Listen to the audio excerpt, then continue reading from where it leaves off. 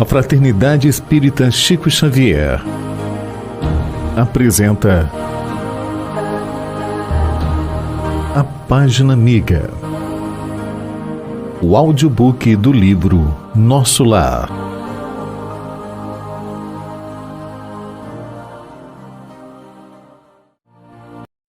Capítulo 50. Cidadão de Nosso Lar.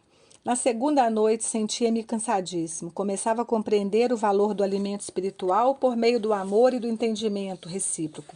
Em Nosso Lar, atravessava dias vários de serviço ativo, sem alimentação comum, no treinamento de elevação a que muitos de nós se consagravam. Bastava-me a presença dos amigos queridos, as manifestações de afeto, a absorção de elementos puros pelo ar e pela água, mas ali não encontrava senão escuro campo de batalha onde os entes amados se convertiam em verdugos. As meditações preciosas que as palavras de Clarencio me sugerira davam-me certa calma no coração. Compreendia, finalmente, as necessidades humanas. Não era proprietário de Zélia, mas seu irmão e amigo. Não era dono de meus filhos, e sim companheiros de luta e realização.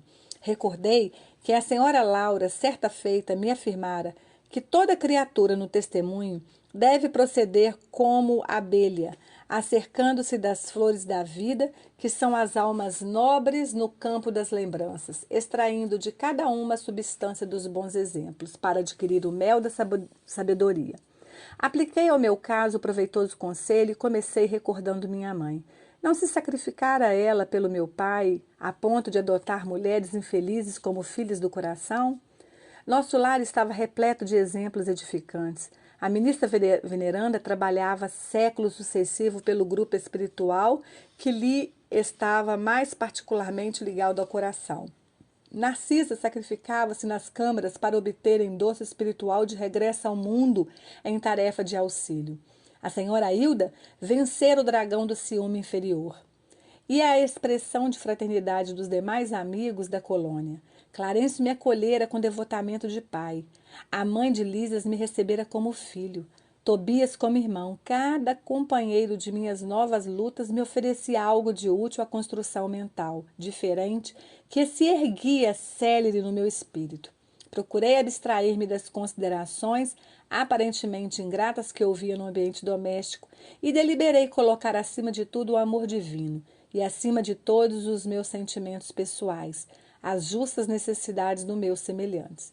No meu cansaço, procurei o apartamento do enfermo, cujo estado se agravava no momento a momento.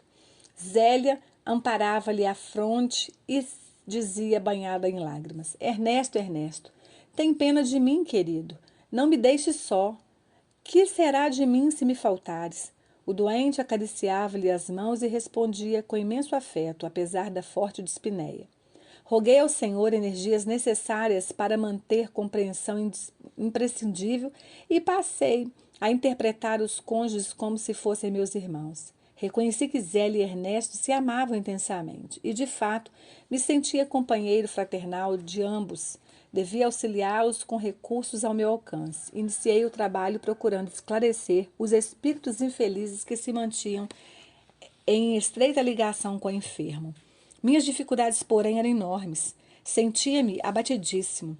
Nessa emergência, lembrei então certa lição de Tobias, quando me dissera: aqui em nosso lar, nem todos necessitam do aeróbus para se locomover, porque os habitantes mais elevados da colônia dispõem do poder de volitação. E nem todos precisam de aparelhos de comunicação para conversar à distância, por se manterem entre si num plano de perfeita sintonia de pensamentos. Os que se encontrem afinados desse modo podem dispor à vontade do processo de conversação mental, apesar da distância. Lembrei quanto me seria útil a colaboração de Narcisa e experimentei. Concentrei-me em fervorosa oração ao Pai e, nas vibrações da prece, dirigi-me a Narcisa, encarecendo o socorro. Contava-lhe os pensamentos, minha experiência dolorosa, comunicava-lhe os meus propósitos de auxílio e insistia para que me não desamparasse. Aconteceu então o que não poderia esperar. Passados 20 minutos, mais ou menos, quando ainda não havia retirado a mente da rogativa, alguém me tocou de leve no ombro. Era Narcisa, que atendia sorrindo. Ouvi seu apelo, meu amigo, e vim ao seu encontro. Não cabia em mim descontentamento. A mensageira do bem fixou o quadro, compreendeu a gravidade do momento e acrescentou: não temos tempo a perder. Antes de tudo, aplicou passes de reconforto ao doente, isolando-o das formas escuras que se afastaram como por encanto. Em seguida, convidou-me com decisão: vamos à natureza. Acompanhei sem hesitação, e ela, notando-me a estranheza, acentuou: não só o homem pode receber fluidos e emiti-los. As forças naturais fazem o mesmo nos reinos diversos em que se subdividem.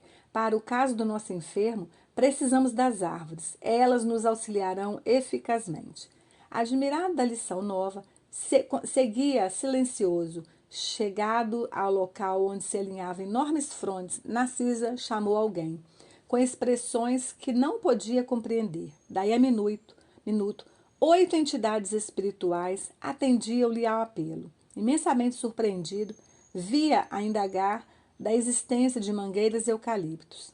Devidamente informada pelos amigos, que me eram totalmente estranhos, a enfermeira explicou: são os servidores comuns do reino vegetal, os irmãos que nos atenderam. E à vista da minha surpresa rematou: como vê, nada existe de inútil na casa do Pai. Em toda parte, se há quem necessite aprender, há quem ensine. E onde aparece a dificuldade, surge a providência. O único desventurado na obra divina é o espírito imprevidente que condenou as trevas da maldade. Narcisa manipulou em poucos instantes certa substância com as emanações do eucalipto e da mangueira, e durante toda a noite aplicamos o remédio ao enfermo, por intermédio da respiração comum e da absorção pelos poros. O enfermo experimentou melhoras sensíveis. Pela manhã cedo, o médico observou extremamente surpreendido. Verificou-se esta noite extraordinária reação, verdadeiro milagre da natureza. Zélia estava radiante. Encheu-se a casa de alegria nova. Por minha vez, experimentava grande júbilo na alma. Profundo alento e belas esperanças revigoraram-me o ser. Reconhecia que eu mesmo, que vigorosos laços de inferioridade se haviam rompido dentro de mim para sempre. Nesse dia, voltei a nosso lar em companhia de Narcisa e pela primeira vez experimentei a capacidade de volitação.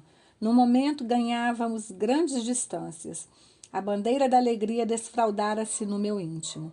Comunicando à enfermeira generosa minha impressão de leveza, ouvia esclarecer. Em nosso lar, parte dos companheiros poderia dispensar o aeróbis e transportar-se à vontade nas áreas de nosso domínio vibratório. Mas, visto a maioria não ter adquirido essa faculdade, todos se abstêm de exercê-la em nossas vias públicas. Essa abstenção, todavia, não impede que utilizemos o processo longe da cidade, enquanto é preciso ganhar distância e tempo. Nova compreensão e novos júbilos me enriqueceram o espírito. Extraído por Narcisa, ia da casa terrestre à cidade espiritual e vice-versa, sem dificuldades de vulto, intensificando o tratamento de Ernesto, cujas melhoras se firmaram francas e rápidas. Clarencio visitava-me diariamente, mostrando-se satisfeito com meu trabalho. Ao fim de semana, chegara ao termo da minha primeira licença nos serviços das câmaras de retificação. A alegria tornara aos cônjuges que passei a estimar como irmãos. Era preciso, pois, regressar aos deveres justos. À luz dormente e cariciosa do crepúsculo, tomei o caminho de nosso lar, totalmente modificado. Naqueles rápidos 7 dias, aprendera preciosas lições práticas no culto vivo da compreensão e da fraternidade legítima. A tarde sublime enchia-me de magnos pensamentos. Como é grande a providência divina, dizia a monologar intimamente. Com que sabedoria dispõe o Senhor todos os trabalhos e situações da vida, com que amor atende a toda a criação. Algo, porém, me arrancou da meditação a que me recolhera. Mais de 200 companheiros vinham ao meu encontro. Todos me saudavam generosos e acolhedores. Lísias, Lacínia, Narcisa, Silveira, Tobias, Salustros, numerosos cooperadores das câmaras ali estavam. Não sabia que atitude assumir, colhido assim de surpresa. Foi então que o ministro Clarence, surgindo à frente de todos, adiantou-se, estendendo-me a destra e falou: até hoje, André, você era meu pupilo na cidade, mais doravante, em nome da governadoria, declaro cidadão de nosso lar. Por que tamanha magnanimidade, se meu triunfo era tão pequenino? Não conseguia reter as lágrimas de emoção que me embargavam a voz. E, considerando a grandeza da bondade divina, atirei-me aos braços paternais de Clarencio, a chorar de gratidão e alegria. Fim.